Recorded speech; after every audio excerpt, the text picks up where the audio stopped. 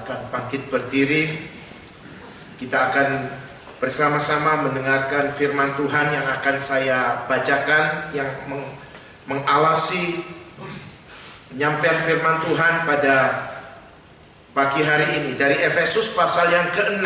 Di situ tertulis ayat 10 sampai 20 memang betul, tetapi yang akan saya bacakan hanya sampai ayat yang ke-18 saja.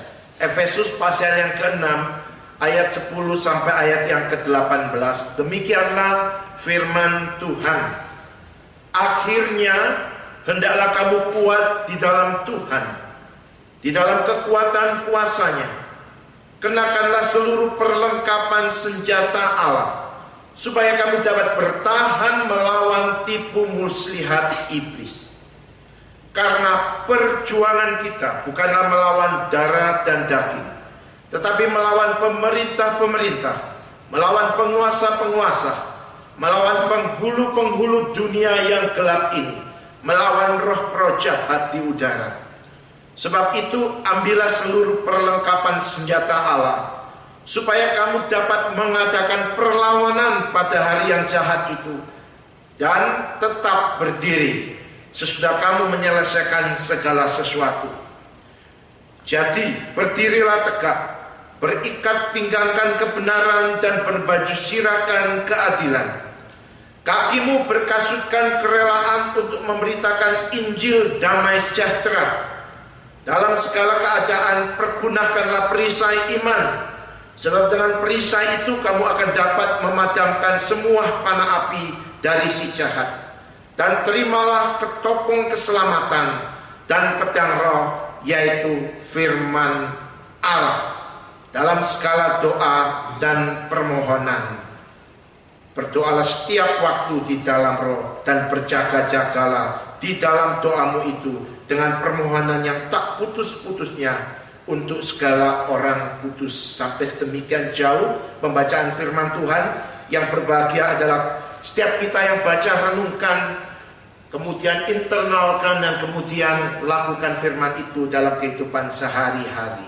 Haleluya. Haleluya. Haleluya. Haleluya.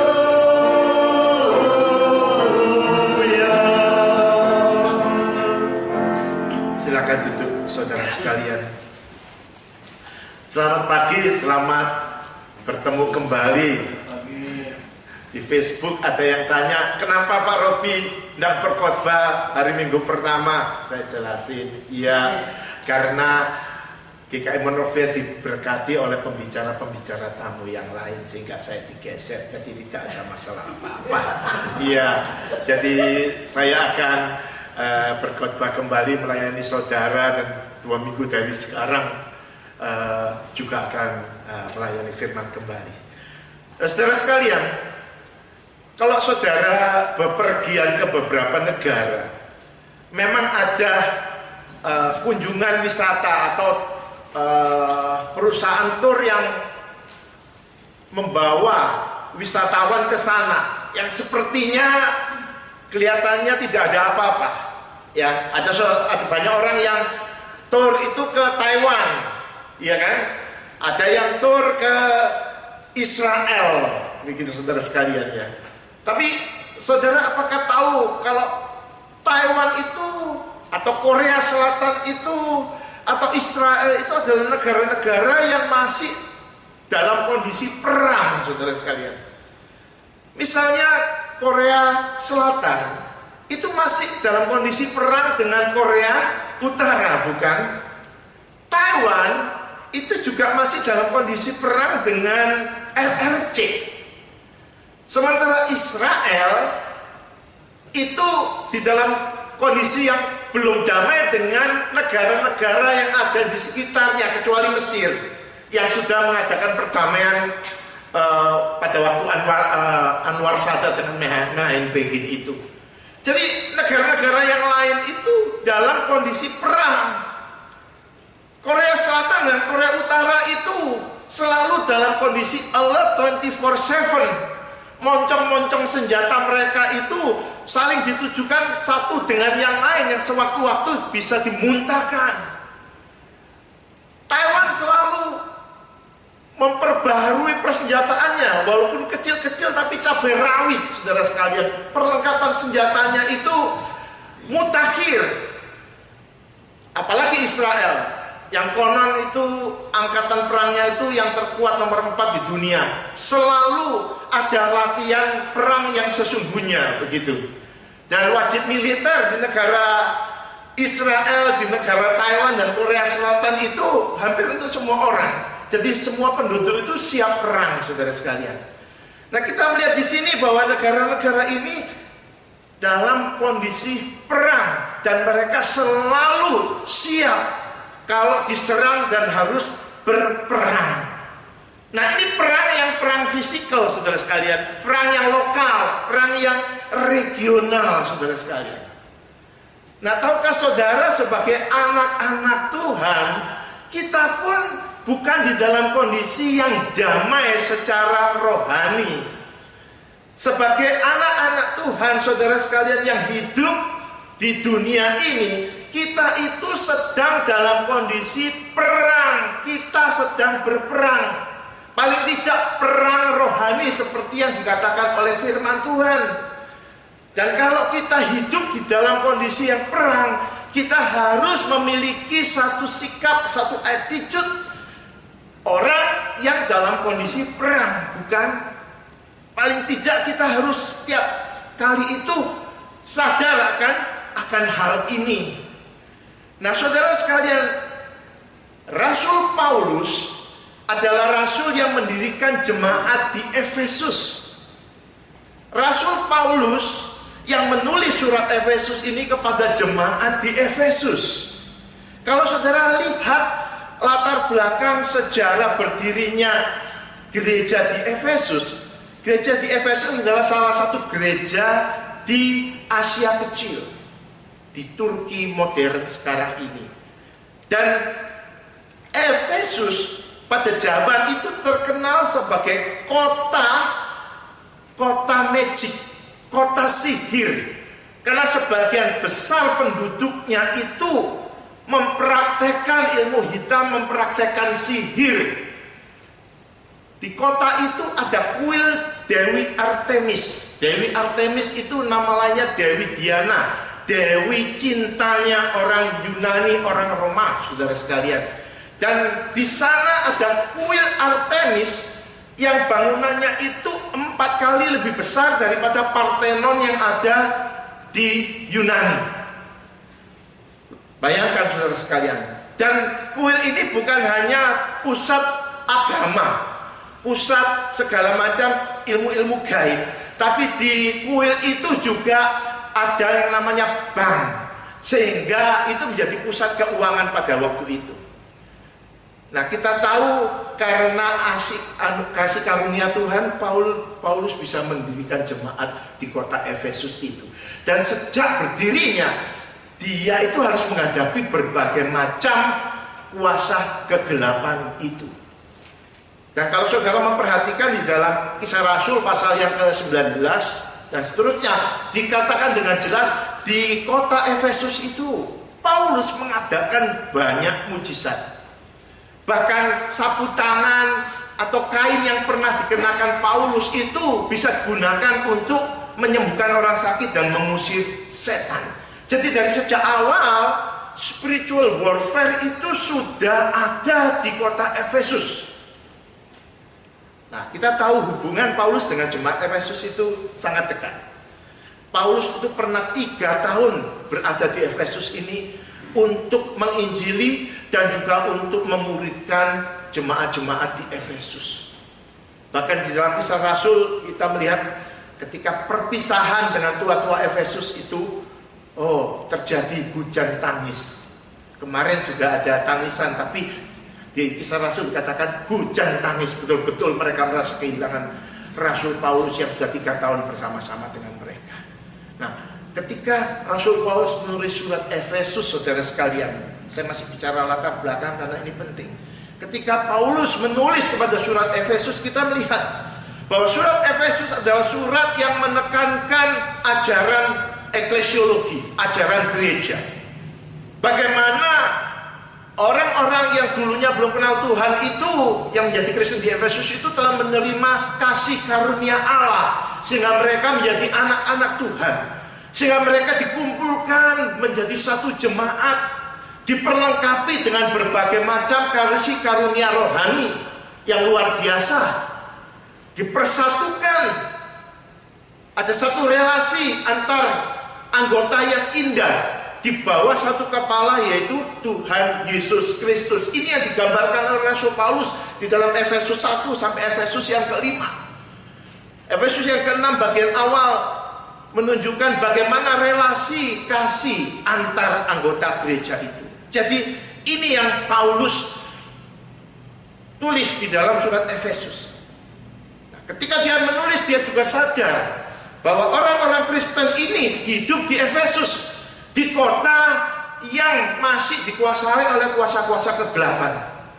Oleh sebab itulah, maka di dalam pasal yang ke-6 ayat yang ke-10 dan seterusnya tadi, Paulus mengingatkan jemaat di Efesus, ya, kamu memang adalah umat Kristen, milik Kristus, sudah diselamatkan oleh karena anugerah, sudah diberi macam-macam kasih karunia, sudah hidup di dalam satu persatuan yang satu dan penuh kasih. Itu baik. Tapi kemudian dia mau mengingatkan, tapi hati-hati, kamu sebagai gereja ini hidup di dalam peperangan rohani. Dan di dalam peperangan rohani itu, kamu harus hidup dengan sikap-sikap tertentu. Nah, saudara sekalian, itulah yang pagi hari ini sama-sama kita akan renungkan. Bagaimana sikap yang benar sebagai anak Tuhan di dalam peperangan rohani yang semacam ini. Ada 3 hal yang bersama-sama kita akan renungkan, sehingga kita sebagai anak-anak Tuhan, kita bisa siap, bisa masuk di dalam dinamika peperangan rohani ini, dan tetap berdiri, artinya menang bersama-sama dengan Tuhan. Saudara sekalian, yang pertama, kalau kita di dalam perang, yang paling penting adalah kita perlu mengenal dengan benar siapa yang menjadi musuh kita, bukan? Di dalam pertandingan atau di dalam peperangan, oponen, enemy itu perlu dikenali dengan benar. Dalam pertandingan sepak bola, demikian juga, bukan? Ketika Amerika mau menghadapi beberapa lawannya, Klinsmann itu mempelajari betul siapa yang akan menjadi lawan-lawannya. Bahkan sebelum itu dia sudah punya orang-orang yang meneliti, yang ikut pertandingan kesebelasan yang akan menjadi lawan Amerika, untuk tahu apa kelemahannya, kelebihannya, dan di mana kita bisa melakukan strategi untuk menang. Sama, saudara sekalian, di dalam peperangan rohani ini kita harus tahu lawan kita. Dan Paulus mengatakan, lawanmu itu adalah pemerintah-pemerintah, penguasa-penguasa, penghulu-penghulu dunia, roh-roh jahat yang di udara. Saudara sekalian, seorang teolog besar, almarhum F.F. Bruce dari Inggris, mengatakan bahwa ketika menyebut itu, sebenarnya Paulus itu menggambarkan bahwa yang dihadapi oleh orang-orang Kristen itu bukan setan-setan kerocoan. Ini adalah mantan malaikat-malaikat, pengikut iblis, malaikat utama yang jatuh, yang dikepret oleh Tuhan ke dalam dunia dan jadi roh-roh yang gelap itu, saudara sekalian. Jadi mereka ini adalah penuh kuasa. Mereka ini sangat berpengalaman. Mereka ini bukan orang ya, tapi apa itu? Bukan sesuatu yang bodoh, bukan. Iblis itu sudah ada, dia adalah salah satu malaikat utama Allah. Dia pengalamannya luar biasa. Ini yang menjadi musuh kita, saudara sekalian. Dan ini kita harus tahu. Ketika kita menghadapi musuh yang demikian, apa kesimpulan kita? Ini lawan yang seimbang atau bukan dengan kita? Enggak, saudara sekalian. Iblis dan pengikutnya bukan lawan yang seimbang dengan kita. Dia adalah lawan yang tidak terlawan oleh kita. Dan kalau kita membayangkan lawan kita ini, yang saya katakan tadi itu bukan hanya orang-orang kerucuan. Saudara juga jangan pikirkan bahwa iblis itu kerjanya itu secara klasik. Ingat kuntilanak, ingat tuyul, ya, ingat wewe gombel, jenglot yang sekarang ini lagi, yang waktu kecil yang katanya bisa ngisep darahnya binatang itu. Saudara, memang benar ada yang kayak begitu. Tapi saya percaya iblis sudah lebih canggih strategi dan taktiknya. Iblis bukan hanya bekerja melalui hal-hal yang semacam itu, yang klinik, yang tradisional. Iblis itu bekerja dengan cara yang lebih canggih, saudara sekalian. Karena dia amat berpengalaman. Karena dia itu tidak tinggal diam. Banyak orang Kristen yang pikir, oh iblis memang lawan kita. Kemudian, oke, kalau begitu kita menjaga jarak. Gak bisa, saudara sekalian. Karena iblis itu selalu aktif. Iblis itu selalu mencari kesempatan untuk menjatuhkan kita. Saudara ingat, waktu Tuhan Yesus baru saja menang dari dicobai iblis. Di dalam Lukas pasal yang keempat, ayat yang ke-13, bagian yang terakhir dari perikop itu, dikatakan iblis kemudian mengundurkan diri, tapi mencari kesempatan. Untuk apa? Untuk datang lagi, untuk mencobai lagi. Jadi iblis itu persisten, saudara sekalian. Iblis itu kreatif. Iblis itu selalu menemukan cara-cara yang baru untuk menjatuhkan kita, untuk menjatuhkan orang Kristen, untuk menjatuhkan gereja. Nah, ini harus kita ketahui, saudara sekalian. Nah, ketika kita menghadapi lawan yang semacam ini yang tidak terlawan secara teoritis, saudara sekalian, semangat saja itu tidak akan bisa. Dalam nama Tuhan Yesus tidak akan bisa, saudara sekalian. Saya punya pengalaman musik setan. Yang ngomong dalam nama Tuhan Yesus itu lebih dari 12 orang, dan setannya tertawa. Ini lawan kita, saudara sekalian. Ini lawan kita. Ngandalkan semangat saja akan sia-sia. Memang semangat heroisme itu hebat. Tapi kalau cuma mengandalkan itu, sia-sia, saudara sekalian. Di dalam sejarah kemerdekaan Indonesia ada. Saya tidak mengecilkan ini. Saya tidak mengecilkan orang suku Bali yang punya tradisi puputan Bali. Saudara tahu itu ya, puputan Bali itu. Itu adalah perang habis-habisan. Tapi asumsinya adalah lawan yang dihadapinya itu memang tidak sepadan. Dan harus perang habis-habisan untuk menunjukkan kepahlawanan. Sehari sebelum hari yang ditentukan, semua orang yang akan perang itu pergi ke kuil, menyembah dewanya untuk pamitan. Karena besok akan perang sampai titik darah yang penghabisan, pakai baju putih, kemudian nyerang. Dan lawannya biasanya tentara Belanda, saudara sekalian. Dari sejarah beberapa perang puputan yang ada, sampai yang terakhir yang tahun 46 di bawah pimpinan Letnan Kolonel Ngurah Rai. Saudara tahu kan? Letnan Kolonel Ngurah Rai yang sekarang namanya diabadikan menjadi nama apa? Airportnya di Denpasar itu perang puputan. Tapi semuanya gagal, saudara sekalian. Karena apa? Musuhnya lebih kuat. Memang heroik, memang diakui, tapi mati semua. Nah, kita sebagai anak-anak Tuhan tidak mau jadi yang kayak begitu, saudara sekalian. Kita mau bahwa kita tahu musuh kita itu tak terlawan.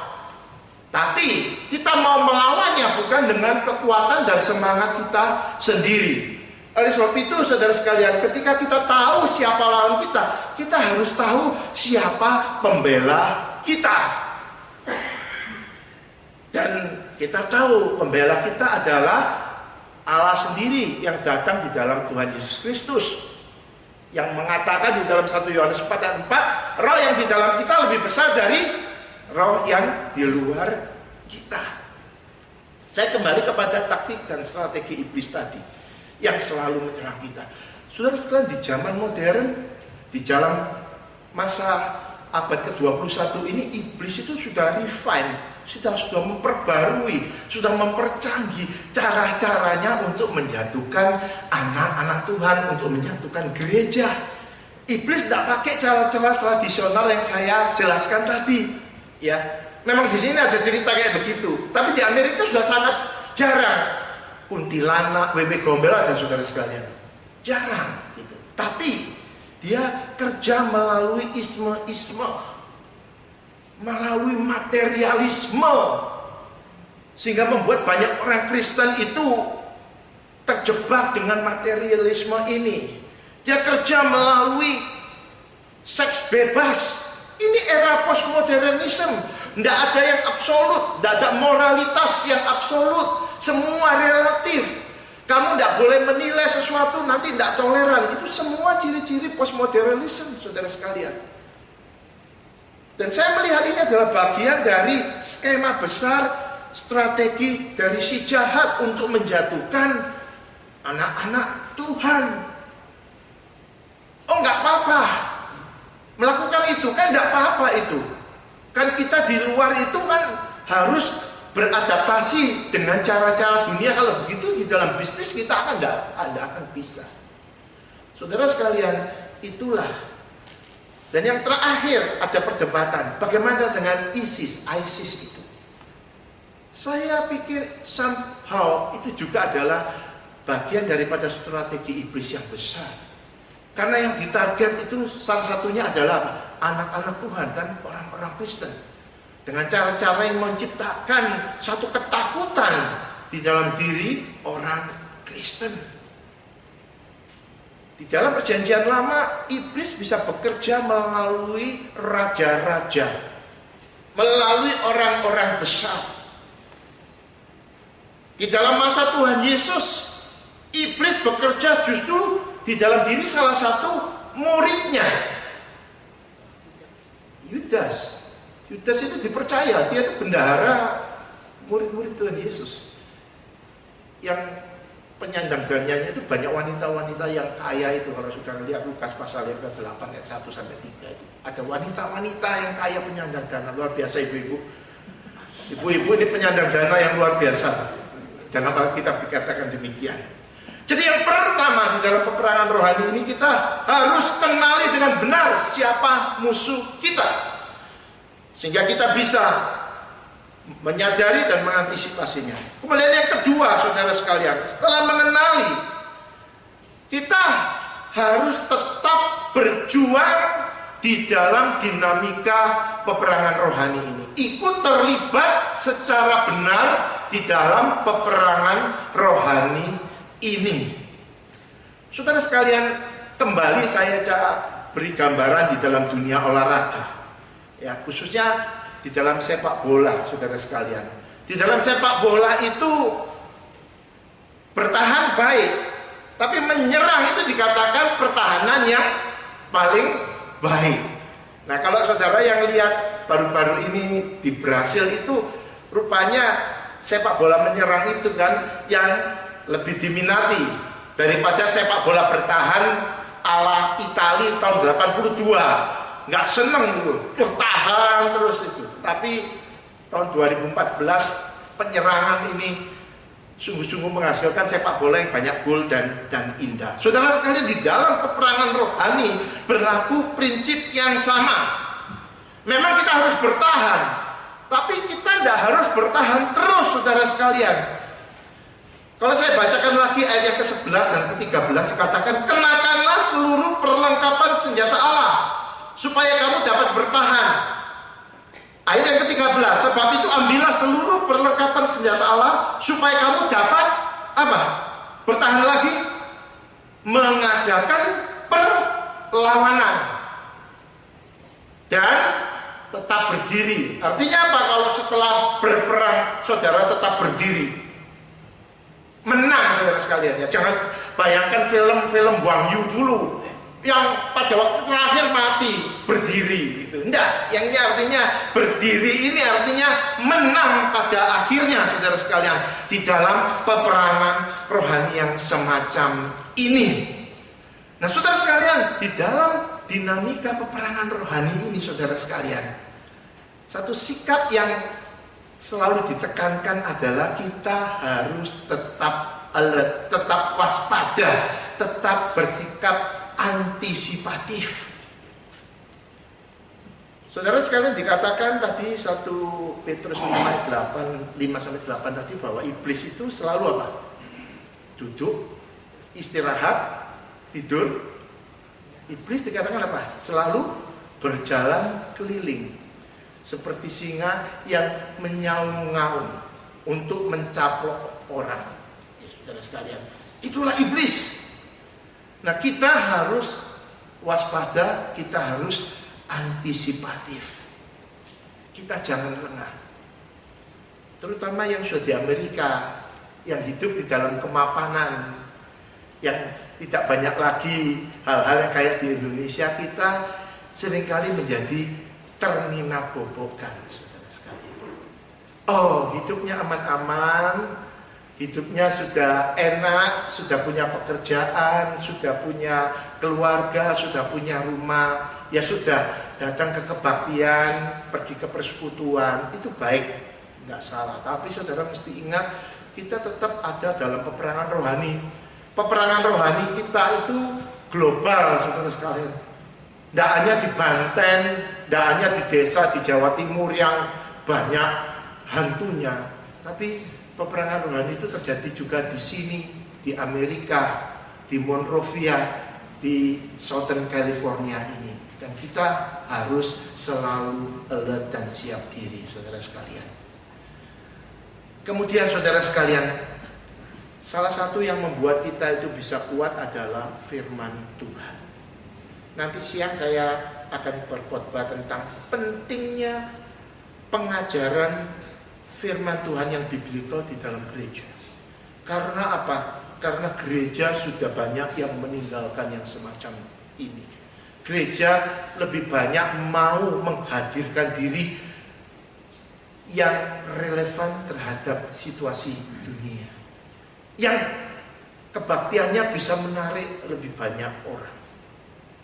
Itu nggak salah, tapi kalau itu yang jadi tujuan utama, kemudian pengajaran dari mimbar di dalam gereja, di dalam kelompok kecil itu mulai diabaikan, akhirnya kita gampang dibohongi oleh iblis, saudara. Betul apa enggak? Saudara sekalian, bagaimana membedakan uang palsu dari uang yang asli? Kita bukan belajar karakteristik uang palsunya lebih dahulu. Kalau saudara di bank, saya punya jemaat di bank, yang diajarkan lebih dahulu adalah uang asli itu cirinya kayak apa? Kalau dipegang itu rasanya kayak apa? Kemudian ciri-ciri fisiknya itu seperti apa? Ada benangnya, benang untuk keamanannya itu kayak apa? Semuanya itu harus tahu dulu. Kalau ini sudah tahu, kemudian ini dipakai sebagai standar untuk membedakan dengan yang palsu. Sama, iblis itu dikatakan bisa menyamar sebagai malaikat terang. Sekarang ini ada begitu banyak pengajaran-pengajaran yang bisa menjatuhkan kita sebagai anak-anak Tuhan.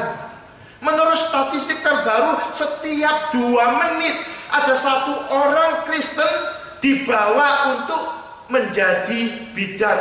Mormon lah, Saksi Yehova lah, Children of God lah, yang semacam itu. Setiap 2 menit, bayangkan saudara sekalian. Dan di dalam pengetahuan Alkitab, orang-orang Saksi Yehova yang keliling pernah diketok apa enggak?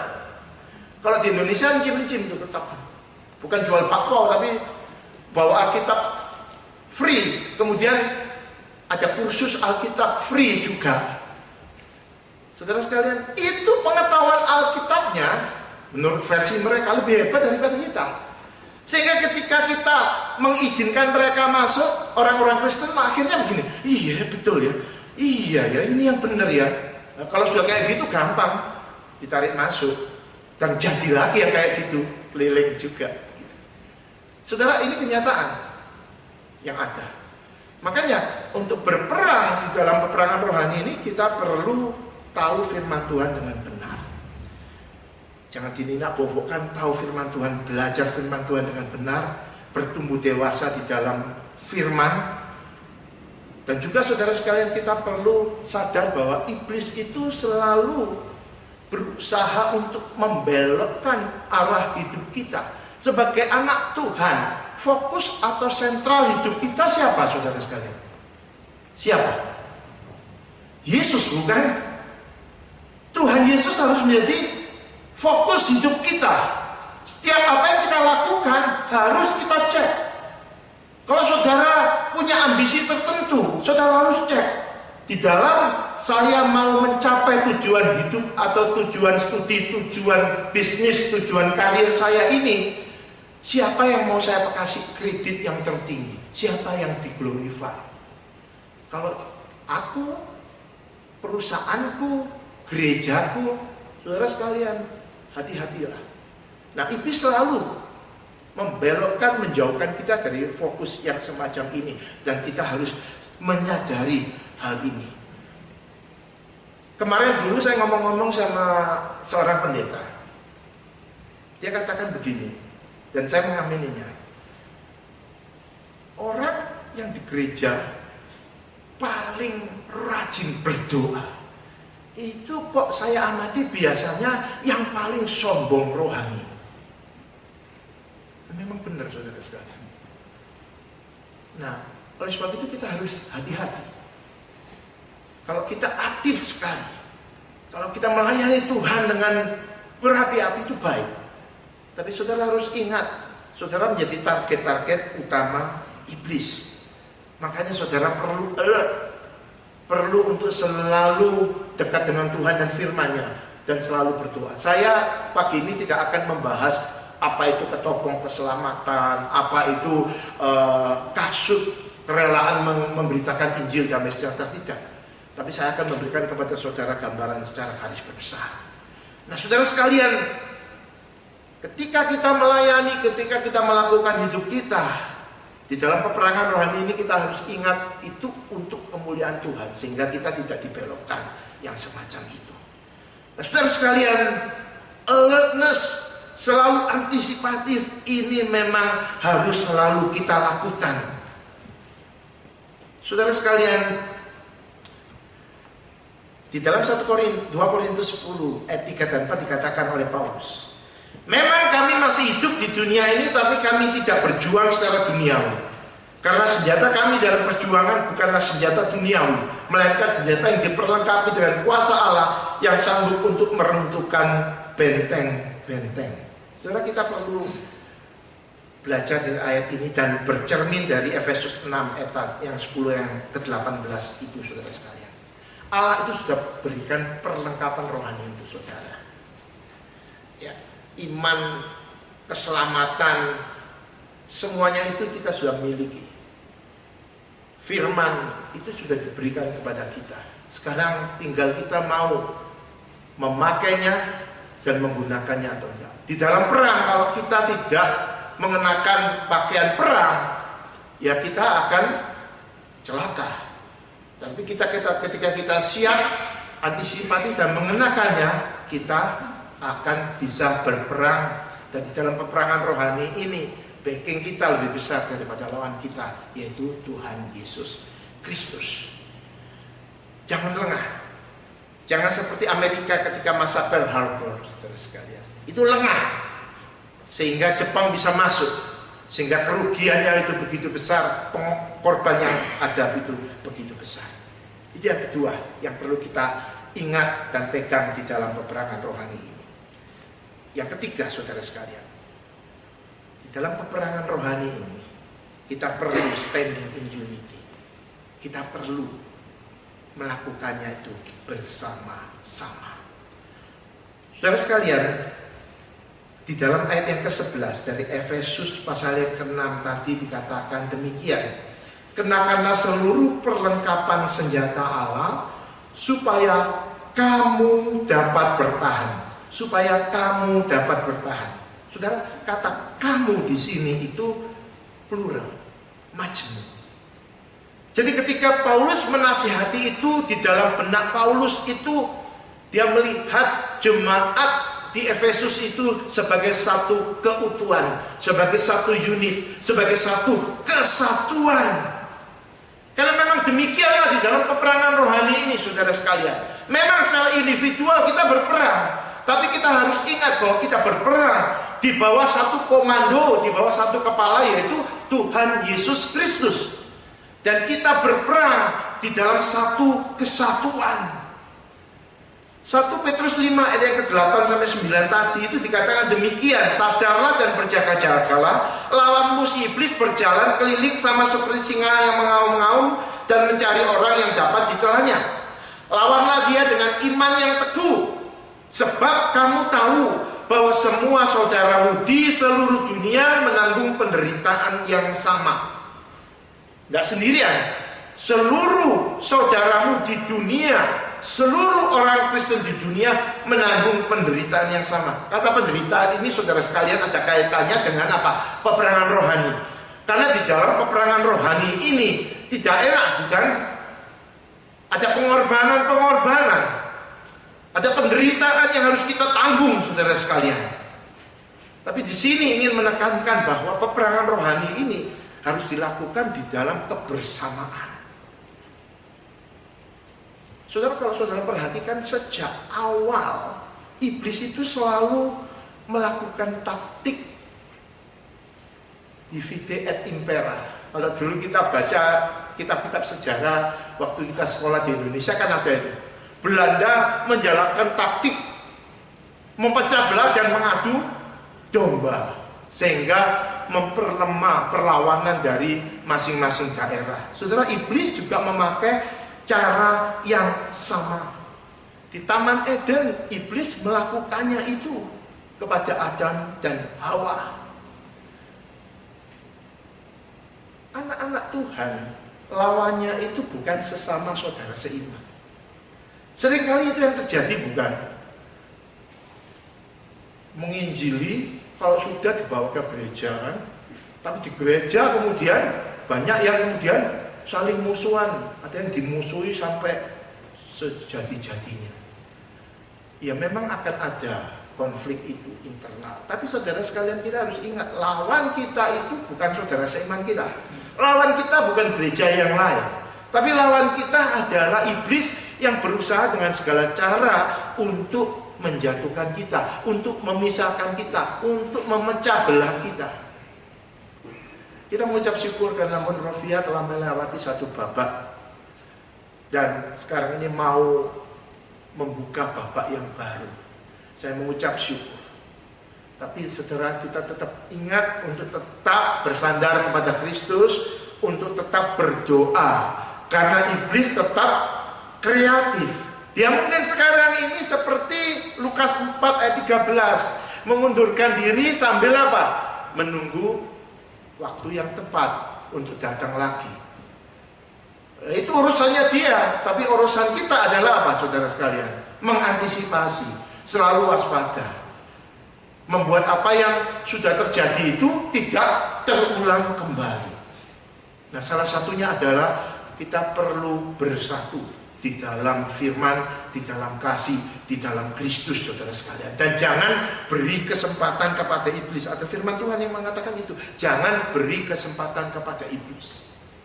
Dan salah satu, saudara saya pikir, kita memberi kesempatan kepada iblis adalah kalau kita masing-masing itu tidak hidup makin dekat dengan Kristus, seperti carang dengan pokok anggurnya. Kalau masing-masing kita itu hidup tidak di dalam keseriusan baca renungkan firman Tuhan dan berdoa, saudara menjadi the weakest point, the weakest link di dalam persekutuan, di dalam jemaat. Nah, saudara gampang ditarget sama iblis. Makanya kita semua harus berusaha sebaik-baiknya di dalam keutuhan jemaat, saling mendoakan. Karena itulah yang membuat kita itu bisa secara unik melawan iblis dan tetap bertahan dan menang. Karena itu kita harus selalu sadar akan hal ini. Saling doakan, saling menanggung beban. Kalau ada persoalan, kalau ada perbedaan, segera selesaikan di dalam Kristus. Dan saudara sekalian, inilah yang akan membentengi kita. dari diserang oleh iblis kembali. Saudara sekalian, apa yang kita sama-sama renungkan pada pagi hari ini bukan sesuatu yang nun jauh di sana. Kita sedang mengalaminya. Peperangan rohani itu adalah realita. Jangan saudara katakan, oh itu tidak akan menimpa pada saya, tidak akan menimpa pada kita kembali. Itu bisa. Tapi saudara sekalian, ketika kita menyadarinya, ketika kita selalu alert waspada, ketika kita selalu bersandar kepada Sang Kepala kita, Sang Tuhan kita, Sang Panglima kita, dan ketika kita melakukannya di dalam satu kesatuan, saudara sekalian, yakinlah bahwa kita akan bisa mengatasinya. Sama seperti yang dikatakan Paulus di dalam Roma 10 tadi. Kita akan tetap bisa bertahan dalam arti kata menang, berdiri dalam kata menang. Bersetiakah kita melakukannya? Amin. Mari kita masuk di dalam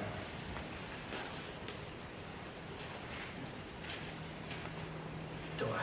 Terima kasih Tuhan untuk firman-Mu. Kiranya Engkau meteraikan ini di dalam setiap kehidupan anak-anak-Mu di sini dan juga di dalam jemaat ini. Jemaat ini milik-Mu Tuhan. Engkau mengasihi jemaat ini dan Engkau ingin mereka menjadi jemaat yang kuat, jemaat yang tegar, jemaat yang mampu bukan hanya bertahan tapi juga menyerang iblis, menginjili orang yang lain,